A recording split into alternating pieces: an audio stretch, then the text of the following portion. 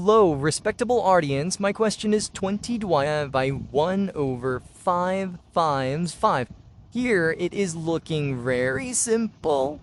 So 1 over 5 and 5 are cancelled, and 20 divided by 1 is 20. But remember that it is wrong, so it can be solved.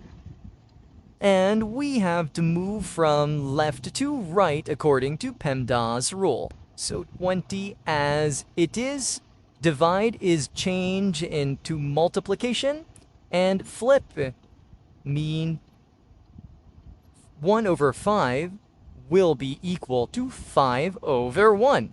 There's no need to write 1 times 5 equals 5.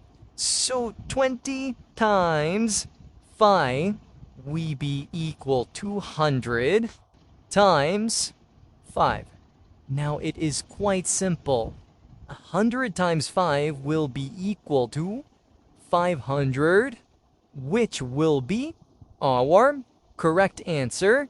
Thank you for watching and subscribing my YouTube video.